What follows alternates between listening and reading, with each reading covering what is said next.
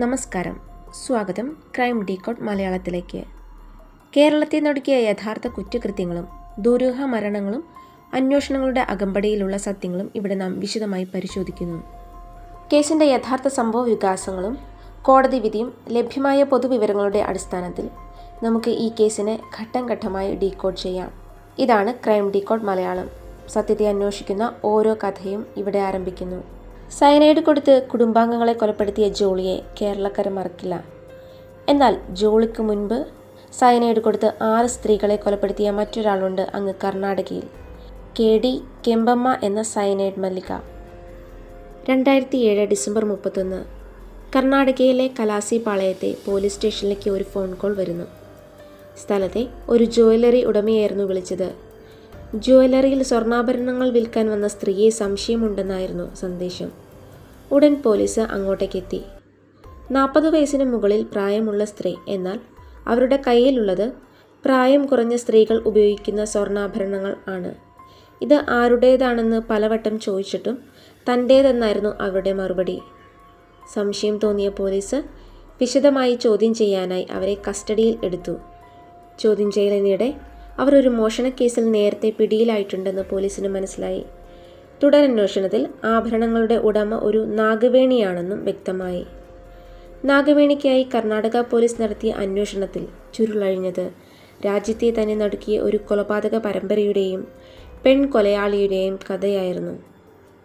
Police റെക്കോർഡുകൾ അനുസരിച്ച് രാജ്യത്തെ ആദ്യ വനിതാ സീരിയൽ കില്ലർ KD കെമ്പമ്മയുടെ കഥ.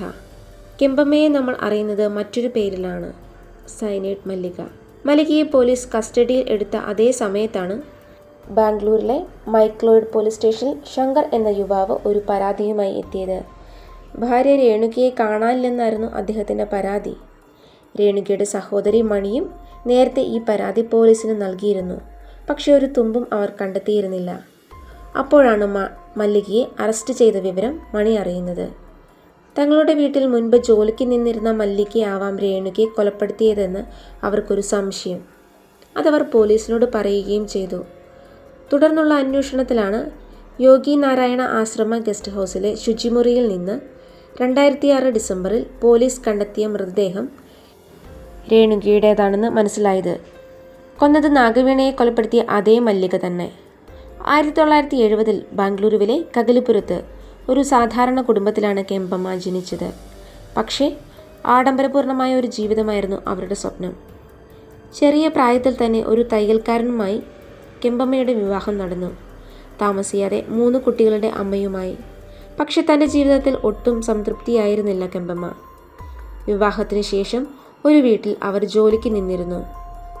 പെട്ടെന്ന് എങ്ങനെ പണമുണ്ടാക്കാം എന്ന ചിന്ത വന്നപ്പോഴാണ് മോഷണം എന്ന വഴി കെമ്പമ്മയുടെ മനസ്സിൽ തെളിഞ്ഞത്. അങ്ങനെ അവർ മോഷണം തുടങ്ങി. ജോലിക്ക് നിന്ന വീട്ടിൽ നിന്നാണ് ആദ്യം മോഷ്ടിച്ചത്. ആ പണം കൊണ്ട് ഒരു ചിട്ടിക്കമ്പനി തുടങ്ങി. എന്നാൽ പ്രതീക്ഷിച്ച പോലെ ചിട്ടിക്കമ്പനിയിൽ നിന്ന് പണം സമ്പാദിക്കാൻ അവർക്കായില്ല. അതിനിടെ ഒരു വീട്ടിൽ നിന്നും വിലപിടിപ്പുള്ള വസ്തുക്കൾ മോഷ്ടിക്കാൻ ശ്രമിക്കുമ്പോൾ അവർ പിടിയിലായി. 6 മാസം ശിക്ഷയും അനുഭവിച്ചു. പണമില്ലാതായതോടെ കെമ്പമ്മയുടെ കുടുംബം കടത്തിൽ മുങ്ങി. പിന്നാലെ ഭർത്താവ് അവരെ വീട്ടിൽ നിന്ന് പുറത്താക്കി. ചിട്ടിക്കമ്പനിയും പൊട്ടി. ഇനി എങ്ങനെ പണം കണ്ടെത്തും എന്നതായിരുന്നു അവരുടെ ചിന്ത. അതിനായുള്ള മാർഗങ്ങൾ അവർ തിരഞ്ഞുകൊണ്ടേയിരുന്നു.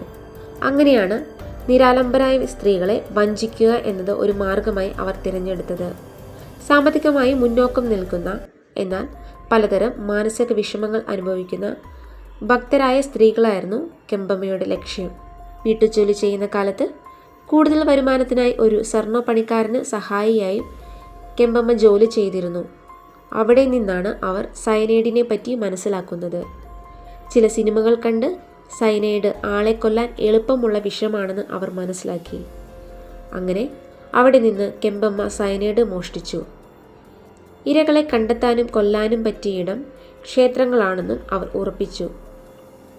ദിവസവും രാവിലെ കെമ്പമ്മ ക്ഷേത്രത്തിലെത്തി ഇരയെ തിരയും. ഏറെ സങ്കടമുള്ള എന്നാൽ സാമ്പത്തികമായി ഉയർന്ന നിലയിലുള്ള ഒരു സ്ത്രീയെ കണ്ടെത്തിയാൽ അവരുടെ അടുത്തെത്തി പരിചയം ഉണ്ടാക്കും. പിന്നെ അവരുടെ സങ്കടം മുഴുവനും കേൾക്കും. പ്രശ്നങ്ങളെല്ലാം മാറാൻ ഒരു പൂജയുണ്ടെന്നും അത് ചെയ്താൽ എല്ലാം ശരിയാകുമെന്നും അവരെ ബോധ്യപ്പെടുത്തും. പൂജയ്ക്കെത്തുമ്പോൾ വിലയേറിയ വസ്ത്രങ്ങളും ആഭരണങ്ങളും ധരിക്കണമെന്നും എന്നാലേ ഫലമുണ്ടാകൂ എന്നും അവരെ പറഞ്ഞു വിശ്വസിപ്പിക്കും. ആൾത്തിരക്ക് തീരെ കുറഞ്ഞ സ്ഥലങ്ങളിലെ ക്ഷേത്രങ്ങളിലേക്കാവും പൂജയ്ക്കായി അവരെ കെമ്പമ്മ ക്ഷണിക്കുക. എല്ലാ സങ്കടങ്ങളും മാറി കണ്ണടച്ച് പ്രാർത്ഥിക്കാൻ പറയും. പിന്നാലെ വെള്ളത്തിൽ സയനൈഡ് കലർത്തി പുണ്യതീർത്ഥമാണെന്ന് പറഞ്ഞ് കുടിപ്പിക്കും. ഇര മരിച്ചു വീണാൽ അവരുടെ സ്വർണവും പണവും മോഷ്ടിച്ച് കടന്നു കളയും.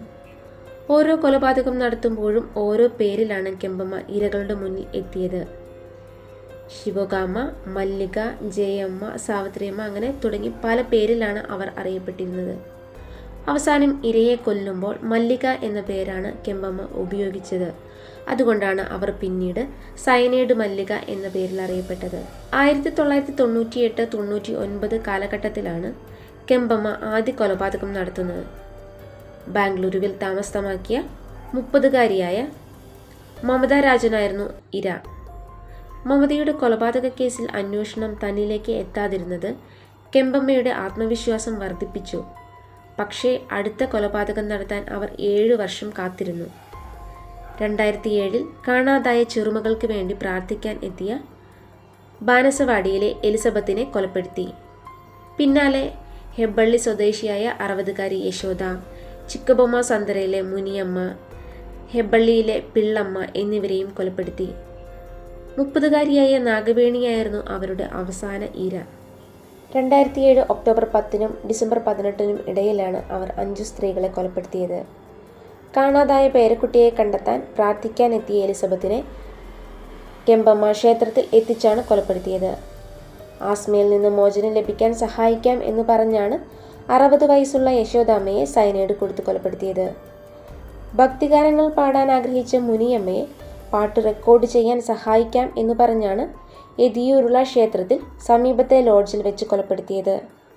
ഹെബ്ബാൽ ക്ഷേത്രത്തിലെ പൂജാരിയായിരുന്ന 60 വയസ്സുള്ള പിള്ളമ്മയെ ക്ഷേത്രത്തിനായി ഒരു പുതിയ കമാനം നിർമ്മിക്കാൻ താൻ സ്പോൺസർ ചെയ്യാമെന്ന് പറഞ്ഞാണ് കൊലപ്പെടുത്തിയത്. കുട്ടികളുണ്ടാകാൻ വേണ്ടി പ്രാർത്ഥിച്ച നാഗവേണിയെ ദോഷം മാറാൻ സഹായിക്കാം എന്ന് പറഞ്ഞാണ് കൊലപ്പെടുത്തിയത്. 2006 കോലാർ ജില്ലയിലെ ഒരു തീർത്ഥാടന കേന്ദ്രത്തിൽ വെച്ചാണ് 22 വയസ്സുള്ള രേണുകയെ അവർ കൊലപ്പെടുത്തിയത്. ആൺകുട്ടി ജനിക്കാൻ വേണ്ടി പ്രത്യേക പൂജ ചെയ്യാമെന്ന് പറഞ്ഞാണ് കെമ്പമ്മ രേണുകയെ കൂട്ടിക്കൊണ്ടുപോയത്. 2006 ഡിസംബർ 7 മുതലാണ് രേണുകയെ കാണാതായത്. രേണുക, നാഗവേണി കേസുകളുടെ അന്വേഷണത്തിനിടെയാണ് മറ്റ് 5 പേരെയും കൊലപ്പെടുത്തിയത് കെമ്പമ്മയാണെന്ന് പോലീസിന് മനസ്സിലായത്. കൊലപാതകങ്ങൾ തെളിയിക്കപ്പെട്ടതോടെ 2012 കെമ്പമ്മയ്ക്ക് വധശിക്ഷ വിധിച്ചു. മുനിയമ്മ, നാഗവേണി കൊലക്കേസുകളിലായിരുന്നു വധശിക്ഷ. എന്നാൽ പിന്നീട് അതിലൊന്ന് കർണാടക ഹൈക്കോടതി ജീവപര്യന്തമാക്കി കുറച്ചു. 1998 തുടങ്ങിയ കൊലപാതകങ്ങൾ 2007 വരെ നീണ്ടുനിന്നു. ഈ കേസിൽ നടന്നത് ഒരു കുറ്റകൃത്യം മാത്രമല്ല, വിശ്വാസത്തെ ആയുധമാക്കിയ ഒരു വഞ്ചനയുടെ കഥ കൂടിയാണ്. ഓരോ കേസും നമ്മെ ഓർമ്മിപ്പിക്കുന്നത് ജാഗ്രതയും സത്യാന്വേഷണവും എത്ര പ്രധാനമാണെന്നതാണ്. ഈ വീഡിയോയെക്കുറിച്ചുള്ള നിങ്ങളുടെ അഭിപ്രായങ്ങൾ കമൻറ്റിൽ പങ്കുവയ്ക്കൂ. ഇത്തരത്തിലുള്ള യഥാർത്ഥ ക്രൈം കേസുകളും അന്വേഷണ കഥകളും കാണാൻ crime decode Malayalam channel subscribe ചെയ്യാനും ബെല്ലൈക്കൺ അമർത്താനും മറക്കരുതേ. അടുത്ത വീഡിയോയിൽ മറ്റൊരു യഥാർത്ഥ കേസുമായി വീണ്ടും കാണാം. നന്ദി, നമസ്കാരം.